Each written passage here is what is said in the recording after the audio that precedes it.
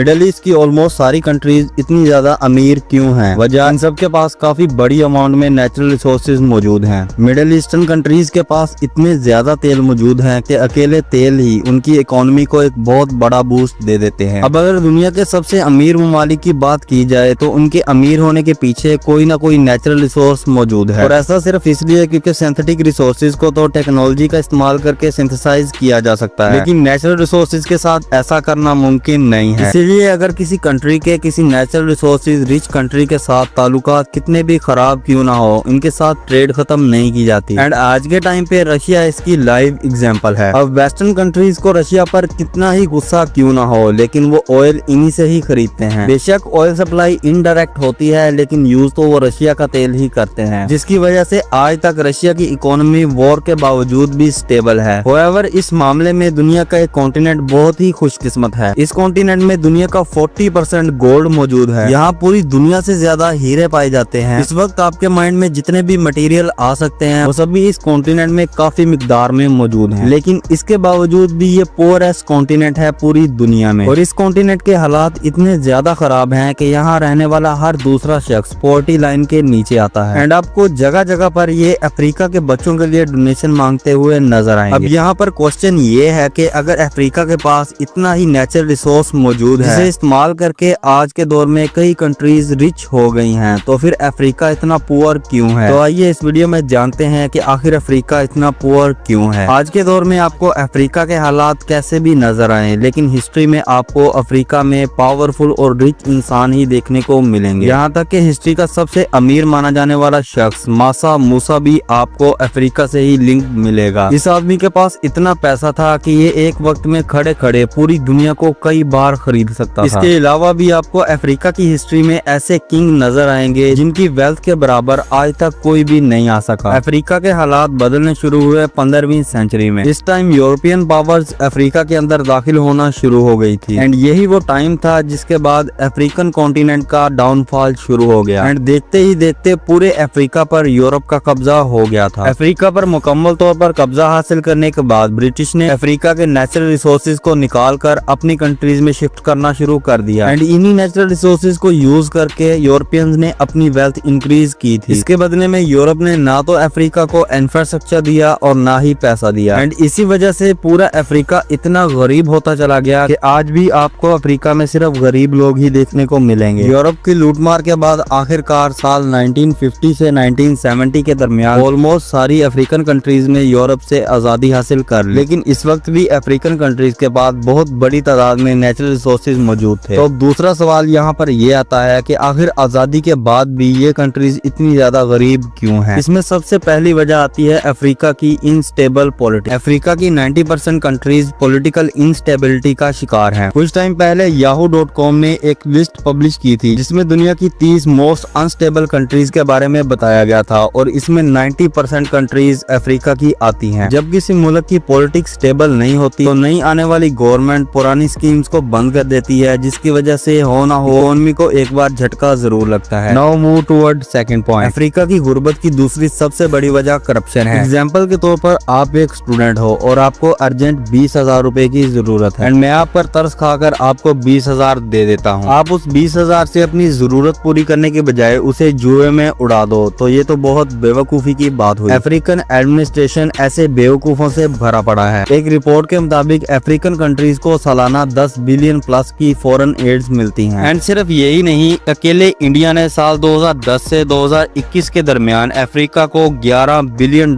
के concessional grants दिए थे, और ऐसी बहुत सी कंट्रीज ने अफ्रीका की डेवलपमेंट के लिए करोड़ों रुपए के ग्रांट्स दिए थे। लेकिन यहाँ की गवर्नमेंट ने डेवलपमेंट की बजाय ये सारा पैसा मिलिट्री और ऐसी बहुत सी फजूल कामों में जाया कर दिया, जिसकी वजह से पैसा होने के बावजूद ये अपनी एग्जिस्टिंग पोटेंशियल को वेस्ट करते गए, और यहाँ पर गुर्बत पहले से भी ज्यादा बढ़ गई। नाउ मूव टुवर्ड पॉइंट 3, डेब्ट बर्डन। दोस्तों, चाइना अफ्रीकन कंट्रीज का सिंगल लैंडर है, जिसका अफ्रीकन कंट्रीज के ऊपर $73 बिलियन का डेब्ट है। IMF ने अफ्रीकन कंट्रीज को $110 बिलियन से भी ज्यादा का कर्ज दे रखा है। आज के टाइम में अफ्रीका पर इतना ज्यादा कर्ज है कि वो उसकी प्रोडक्शन कैपेसिटी और GDP के आसपास भी नहीं आता। अब अगर आप यहाँ पर कॉमन इकोनॉमिक्स का भी इस्तेमाल करें तो कोई भी कंट्री ऐसी हालत में अपनी इकोनॉमी को बूस्ट नहीं कर सकती, और ना ही अपनी करेंसी की इंटरनेशनल मार्केट मार्केट में वैल्यू बना सकती है। एंड इसी वजह से कॉन्फ्लिक्ट और सिविल वार आम देखने को मिलते हैं अफ्रीका में। And that is fourth point of today. Africa में आए दिन आपको मुस्लिम और क्रिश्चियन आपस में लड़ते हुए नजर आएंगे। इसके अलावा अफ्रीका की कोई भी कंट्रीज वेपन्स के खिलाफ कोई भी ठोस इकदाम नहीं उठाती। वेपन्स पर कंट्रोल ना होने की वजह से यहाँ पर टेररिज्म बहुत ज्यादा है और इसी वजह से कोई भी इंटरनेशनल कंपनी अफ्रीका के कंट्रीज में इन्वेस्ट करने से बहुत कतराती है। एंड इसी वजह से अफ्रीकन कंट्रीज की इंटरनेशनल डेवलपमेंट भी देखने को नहीं मिलती। एंड इसलिए आपको वीडियो कैसी लगी कमेंट्स में लाजमी बताना और ऐसी नई वीडियोस के लिए चैनल को जरूर सब्सक्राइब करें।